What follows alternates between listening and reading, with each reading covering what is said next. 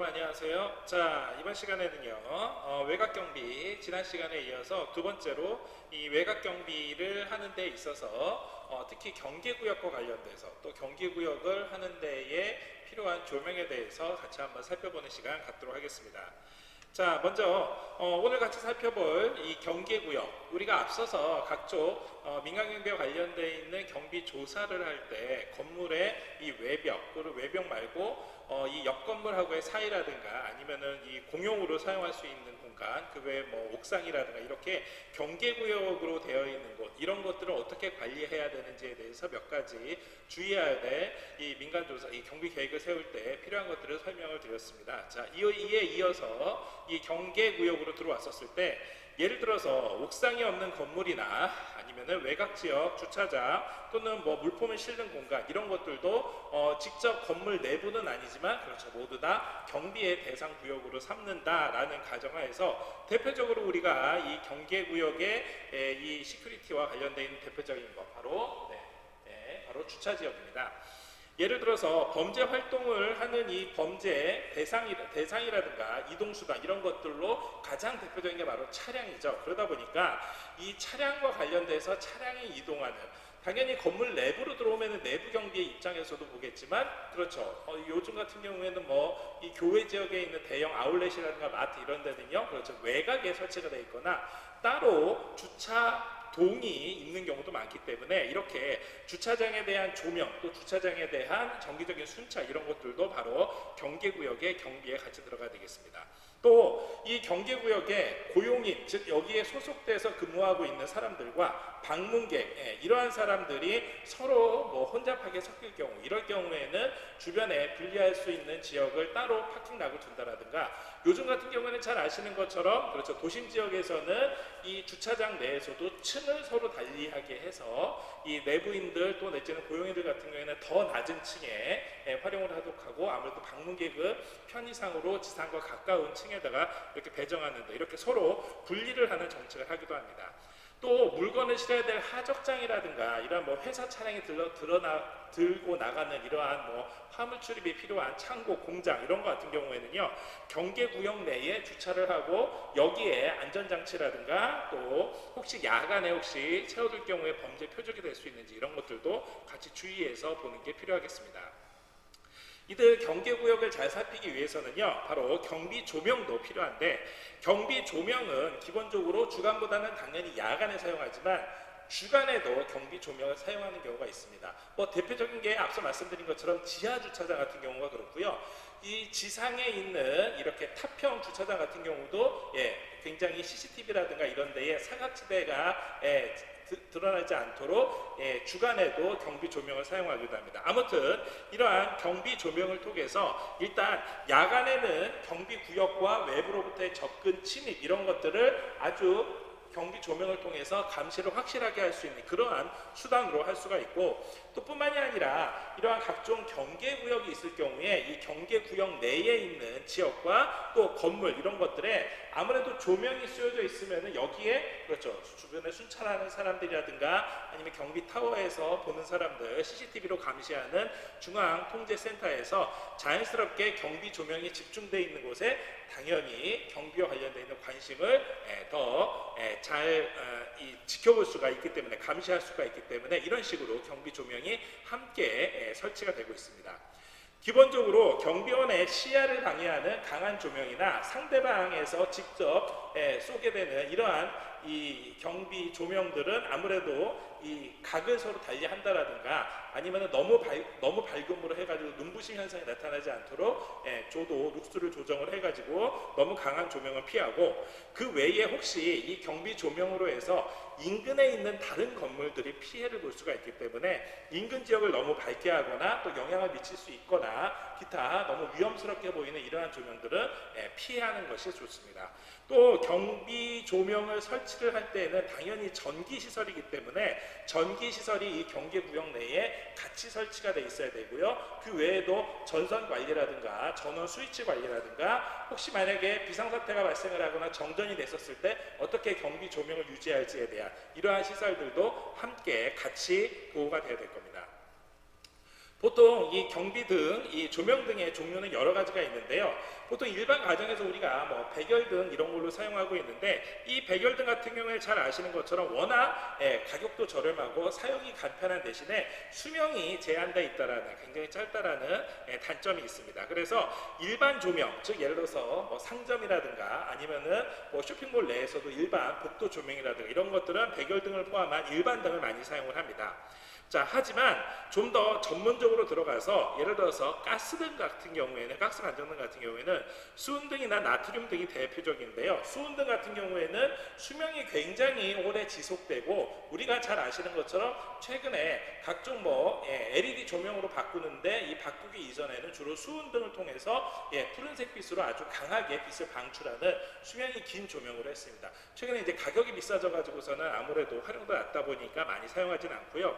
대신에 나트륨 등은 아마 여러분들도 많이 봤을 겁니다. 나트륨 등 같은 경우에는 그렇죠. 주로 외곽, 항만, 또 기타 뭐 공항이라든가 이런 데 보면요, 아주 노란색 불빛이 나오는 이러한 조명 등으로 사용하고 있는 거 많이 보셨을 거예요. 자, 이런 것들은 가장 큰 장점 중에 하나가 바로 안개가 많은 지역 같은 경우에 이 나트륨 등을 많이 사용합니다. 즉 일반 등 같은 경우에는 안개등 내에서 직사광선이 거의 없기 때문에, 안개등 내에서는, 그러니까 안개가 있는 가운데에서는 앞서 말씀드렸었던 백열등 같은 경우에는 사실상 조명의 효과를 거의 볼 수가 없지만, 이 직사선이 많이 들어있는 이 나트륨 등, 노란색으로 아주 광렬히 이 광선이 아주 강한 이 나트륨 등 같은 경우에는 안개가 낀 지역이라든가, 또 야간에 아직 굉장히 조명이 어두운데 아주 밝은 빛을 위로를 할 때 이 노란색 나트륨 등을 많이 사용합니다. 대표적인 게 말씀드린 것처럼 공항이라든가 항만처럼 안개가 자주 출몰하는 지역, 또 그 외에 이 고속도로 상에서도 이 톨게이트 주변에 아주 강한 이 나트륨 등을 사용을 함으로 해가지고 이 사용자들의 안전과 이 경비를 강화하는 용도로 많이 사용합니다.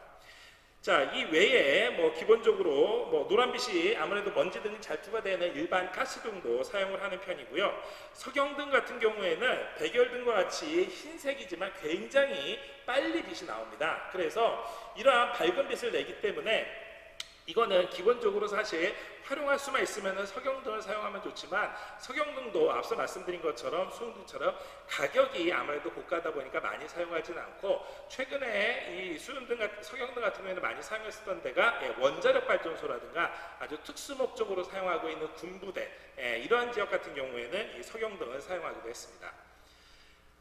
자, 이러한 경비 조명의 형태, 우리가 일반적으로 사용하는 게 보통 우리가 흔하게 볼 수 있는 가로등 조명이 대표적일 겁니다. 가로등은 아니 뭐 보통 일반 건물에 무슨 가로등이 있겠습니까? 라고 생각하지만, 우리가 일반 회사 건물이나 공장 건물을 생각하지 말고요, 아파트 단지로 생각해 봤었을 때, 그렇죠, 아파트 단지 내에서도 우리가 잘 알고 있는 것처럼 이 범죄 예방을 위한 환경 설계, 즉 세프티드, CPTD 하에서는 가로등도 바로 경비 조명으로서 아주 중요한 역할을 합니다. 즉 이 가로등을 켜놓음으로 해가지고 자연스럽게 혹시 만약에 잠재적 범죄 의도가 있는 사람한테 범죄를 하려는 의도를 감소시킬 수도 있고, 또 이 가로등 내에서 그렇죠, 사람들이 보호받을 수 있거나 CCTV를 통해 가지고서는 증거 자료로 활용을 할 수 있는 등, 이 가로등이 기본적으로 요즘에는 범죄 예방과 관련되어 있는 설계를 하는데 많이 중요하게 사용을 하고 있습니다. 즉 이러한 가로등은요, 일반적으로 빛이 고르게 분산되고 고르게 발산될 수 있도록 넓은 지역에서 사용할 수 있도록 하고요. 여기에 넓은 지역을 비치는데 가장 중요한 포인트, 이 중앙 지점에 이 가로등 조명을 설치를 합니다.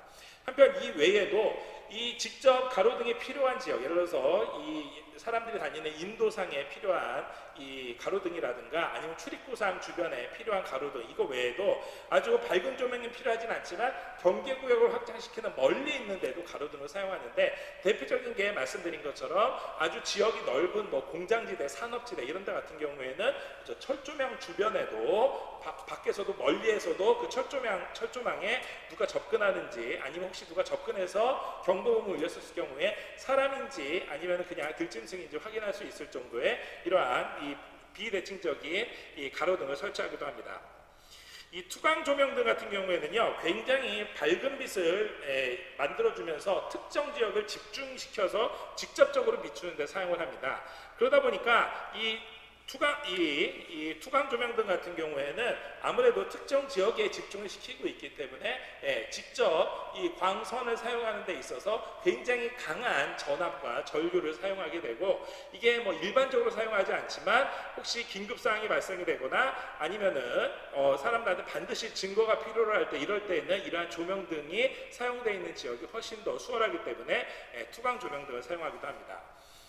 이 프레이넬 등 같은 경우에는 넓은 폭의 빛을 나타내는 조명입니다. 즉 경계구역에 접근을 방지하기 위해서 일반적으로 길고 수평하게 빛을 널리까지 확장시키는 데 사용을 합니다.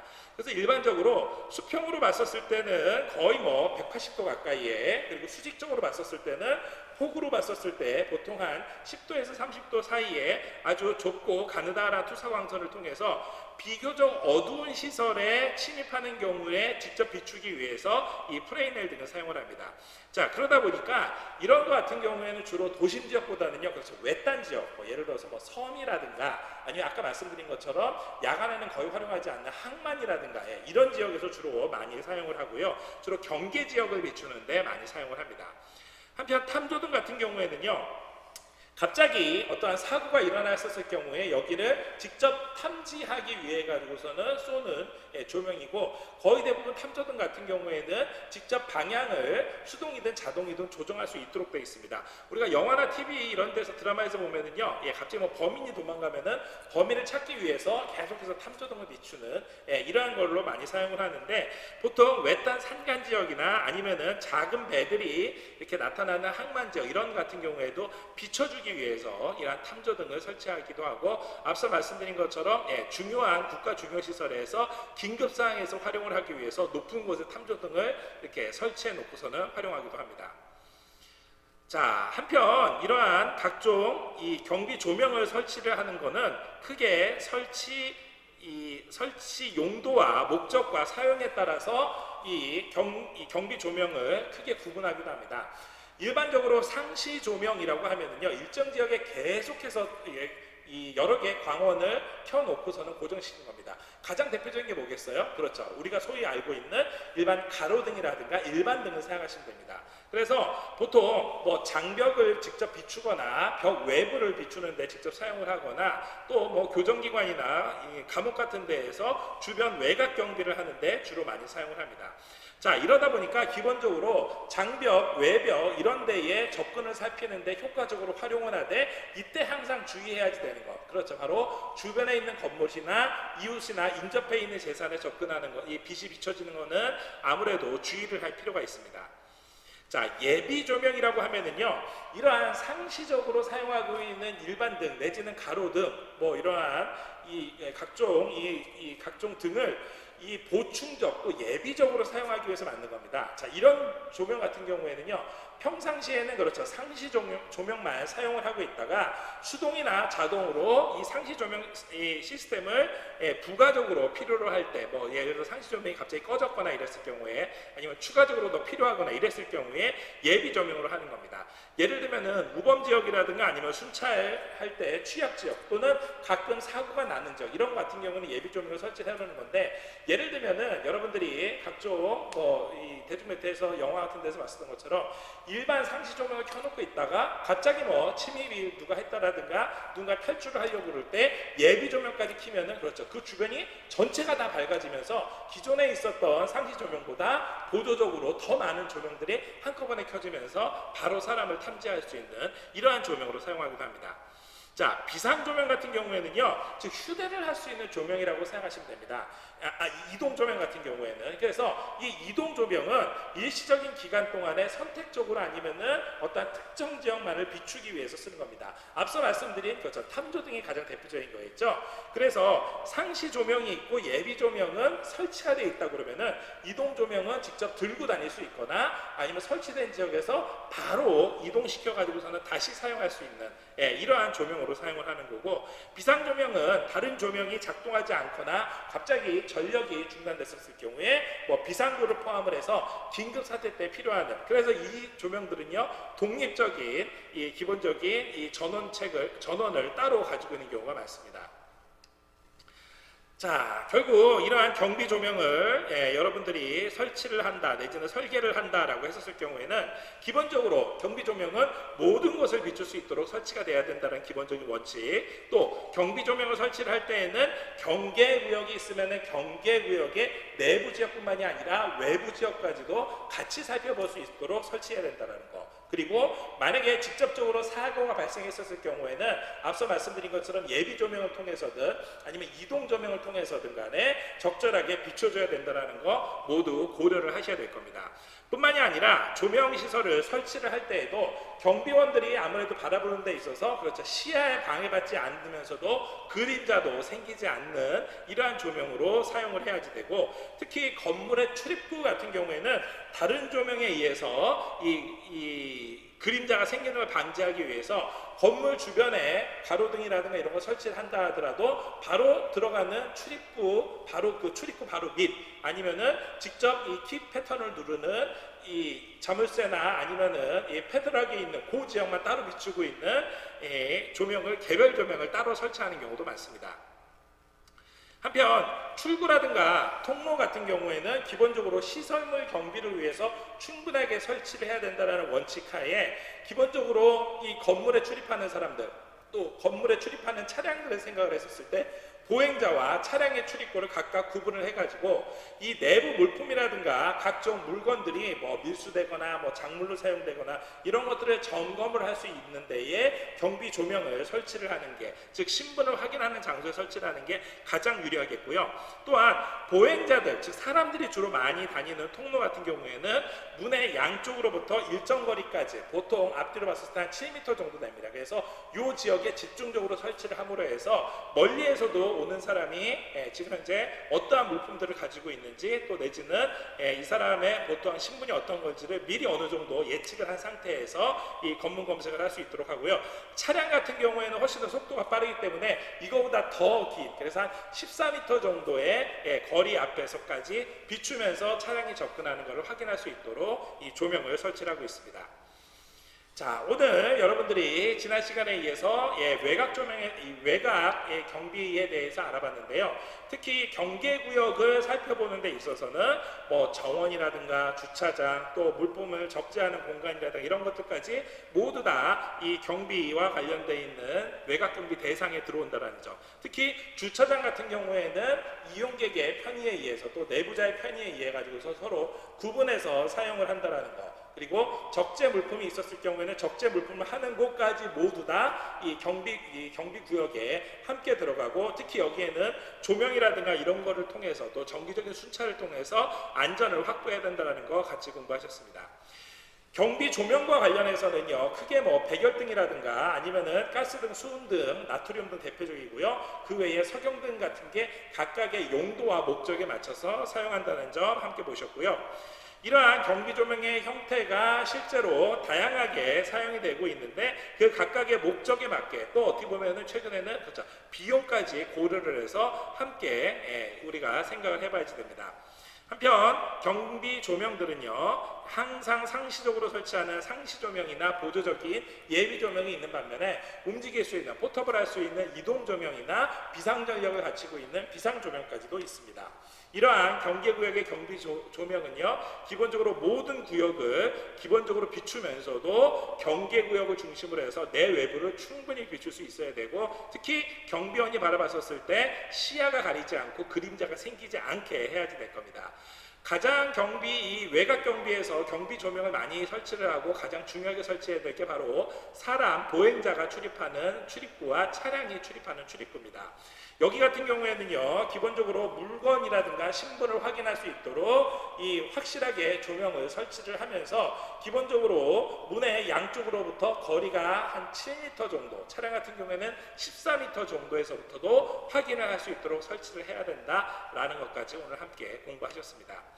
자, 오늘 공부하신 내용 여러분들 전 시간부터 계속 말씀드린 것처럼 바로 여러분들이 직접 경비 계획을 세우는, 그리고 경비 계획에 맞춰 가지고서는 직접 경비 시스템을 적용하는 이 경비 책임자 내지는 이 기획을 하는 기획자의 입장으로서 한번 꼭 생각해 주시면서 복습해 주시기를 부탁드리면서 오늘 수업은 이걸로 마치도록 하겠습니다. 수고하셨습니다.